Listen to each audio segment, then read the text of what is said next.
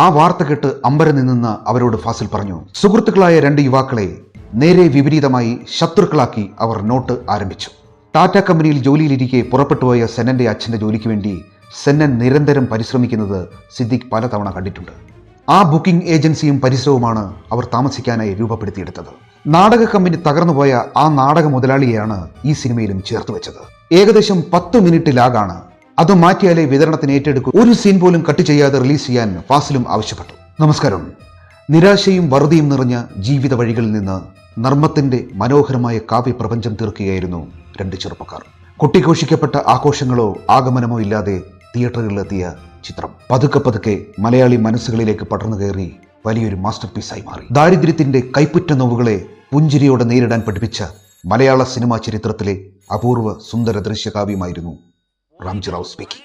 വർഷം 16 എന്ന ചിത്രത്തിന്റെ അവസാന മിനുക്കുപണികൾ നടക്കുന്ന സമയത്താണ് സിദ്ദിഖിനോടും ലാലിനോടും താനും ഔസേപ്പച്ചനും നിർമ്മിക്കുന്ന അടുത്ത ചിത്രം നിങ്ങളാണ് സംവിധാനം ചെയ്യാൻ പോകുന്നത് എന്ന് ഫാസിൽ പറയുന്നത്. ആ വാർത്ത കേട്ട് അമ്പരന്ന് നിന്ന അവരോട് ഫാസിൽ പറഞ്ഞു, നിങ്ങൾ പേടിക്കണ്ട, കഥയും തിരക്കഥയും ഞാൻ തരാം, നിങ്ങൾ സംവിധാനം ചെയ്താൽ മതി.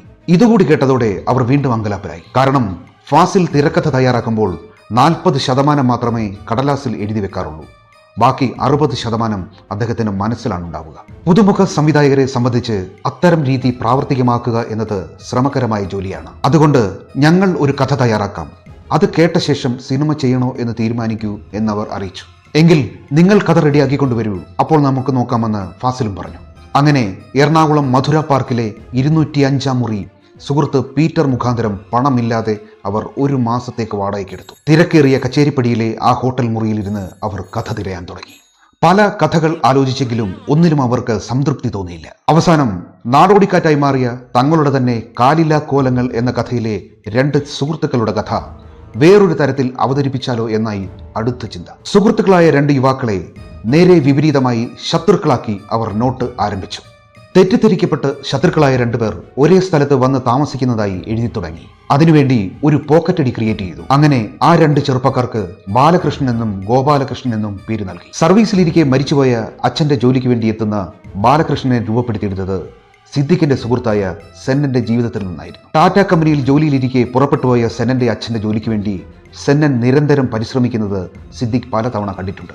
ജോലി ഉണ്ടെന്ന് പറഞ്ഞ് അമ്മയെ കബളിപ്പിക്കുന്ന ഹാസ്യവും സെന്റിമെന്റ്സും നിറഞ്ഞ ഗോപാലകൃഷ്ണന്റെ കഥാപാത്രം ഭാവനയിലൂടെയും സൃഷ്ടിക്കപ്പെട്ടു. ദാരിദ്ര്യം നിറഞ്ഞ ഇവർ ടെലിഫോൺ ഡയറക്ടറിയിൽ തെറ്റായി രേഖപ്പെടുത്തപ്പെട്ട ഒരു ഫോൺ കോളിലൂടെ രക്ഷപ്പെടുന്നതായിരുന്നു കഥയുടെ വൺലൈൻ. ഈ 2 ചെറുപ്പക്കാരും ഒരു കെയർടേക്കറുടെ സഹായിയായി ഒരു വലിയ വീട്ടിൽ താമസിക്കുമ്പോൾ അവിടെ വരുന്ന ഒരു ഫോൺ കോൾ ആയിരുന്നു ആദ്യം എഴുതപ്പെട്ടത്. പക്ഷേ കെയർടേക്കറും വലിയ വീടിന്റെ അന്തരീക്ഷവും കഥയുമായി യാതൊരു തരത്തിലും യോജിക്കുന്നില്ല എന്ന ചിന്തയിൽ നിന്നാണ് തകർന്ന നാടക ക്യാമ്പും പരിസരവും ആലോചനയിലെത്തുന്നത്. അതിന് ആധാരമായത് മിമിക്സ് പരേഡ് തിരുവനന്തപുരം ഭാഗത്തേക്ക് പോകുമ്പോൾ ഷോക്കാർഡും ഫോമും ഏൽപ്പിക്കാൻ കയറുന്ന നാടകക്കാരുടെ സ്ഥിരം ക്യാമ്പായ അൻസാർ ലോഡ്ജായിരുന്നു.